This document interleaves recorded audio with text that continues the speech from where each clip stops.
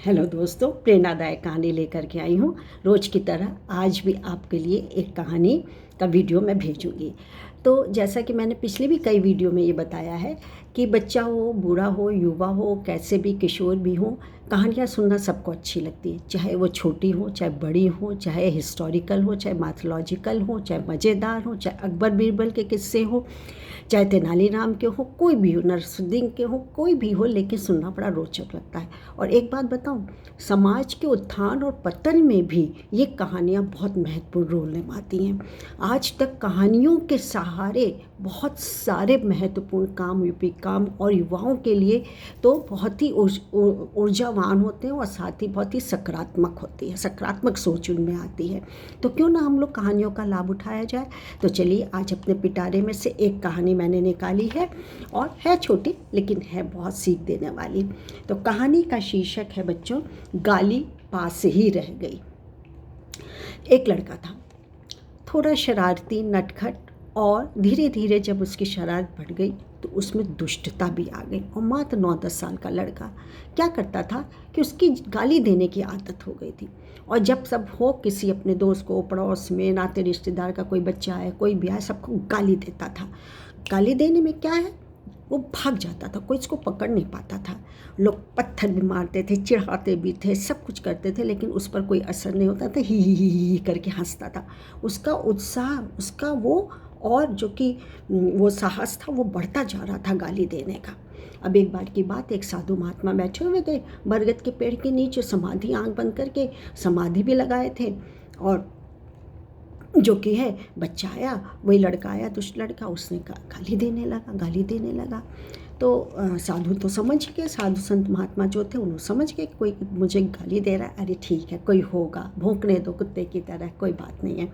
वो कुछ भी नहीं बोले और वो गाली दे के जैसे ही जाने दौड़ने लगा कि अब तो ये उठेंगे।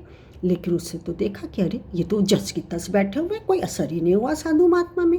वो थोड़ा सा पास आ गया, खूब गाली दी। तो एक बच्चे ने कहा, साधु बाबा, ये कब से आपको गाली दे रहा है, आपको सुनाई नहीं दे रहा, आप कुछ बोल नहीं रहे, क्या आपको सुनाई नहीं देता है? बोले, मुझे सब सुनाई देता है बालक, बच्चे, मुझे सब सुनाई देता, और मैं जानता हूँ वो गाली भी दे रहा है, लेकिन मैंने ली कहाँ है गाली जो मेरे को मिलेगी। तो फिर वो लड़का का और साहस बढ़ा, तो पास ही खड़ा था सर की, और गंदी गंदी गालियाँ देने लगे। तो उसके उस दोस्त ने कहा कि, दोस्त नहीं था, जो कि लड़का साथ मतलब थे, लड़का था, उससे बताया था तो कि बाबा जी ये तो बहुत गंदी गंदी गालियाँ दे रहा है। तो कहते हैं कि ठीक है, गंदी गालियाँ दे रहा है, मैं ले कहाँ रहा हूँ, उसी का मुख गंदा हो रहा है, क्योंकि मेरे से तो वो गालियाँ चिपकी ही नहीं है।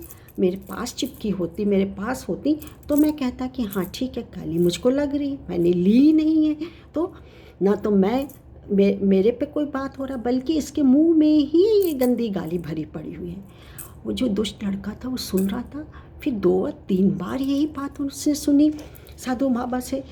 तब उसको लगा कि हाँ, ये सब कह रहे हैं, और मैं तो जो कि गाली दे के भाग जाता था, मज़ा लेता था कि लोग क्रोध करते हैं, गुस्सा करते, तिल मिलाते हैं और मुझे छेड़ने के लिए मेरे पीछे भागते हो, मैं जीत जाता हूँ, लेकिन इन पर असर नहीं हुआ। वो खुद ठीक कह रहे हैं कि लोग इसीलिए चिढ़ते थे क्योंकि वो ले लेते थे, लेकिन साधु महात्मा तो ले ही नहीं रहे, इसका मतलब मेरे ही पास रह रही है। वो बड़ा शर्मिंदगी उसको महसूस हुई, बड़ा शर्मिंदगी हुई उसको। और वो बाबा के पास गया, हाथ जोड़ा कि बाबा जी, मैंने कितना गंदा काम किया, मेरे मुंह में गालियाँ ही गंदी गालियाँ हैं। तो साधु महात्मा से पूछा भी, क्योंकि वो उसको प्रायश्चित सा लग रहा था, कुछ संकोच भी लग रहा था साधु बाबा से, और कुछ डरा सहमा सा भी, और उसके दुख भी हो रहा था उसे। तो उसने निकट जाके पूछा कि साधु बाबा कि मैं तो इतनी देर से आपको दे रहा था, मुझे क्षमा करिए, लेकिन ये बताइए कि मेरी आदत छूटेगी कैसे? बोले, क्यों? अच्छे कर्म करो, अच्छी बातें करो, परोपकार करो, कल्याण की बात करो, और सबसे ज़्यादा कि यदि तुम्हें दुख हो रहा है, तुम इसका पश्चाताप कर रहे हो, और ये प्रण कर लो कि भविष्य में किसी को बेमतलब में छेड़ोगे नहीं, और गालियाँ तो मतलब बेमतलब किसी में भी नहीं दोगे, तो तुम्हारा अपना ही प्रायश्चित का जो होता है वो हर अपराध को क्षमा कर देता है। और मुख से अच्छे वचन निकालो, दूसरों का कल्याण करो, सेवा करो, कार्य करो, तो तुम भी अच्छे बालक बन जाओगे, तुम्हारे में कोई बुराई नहीं है, गाली छोड़ दो देना। तो बच्चों, मुझे यही संदेश पहुंचाना होता है समाज तक कहानी के माध्यम से कि आप लोग कोई भी नकारात्मक कार्य न सोचें और न करें, क्योंकि पैर की मोच और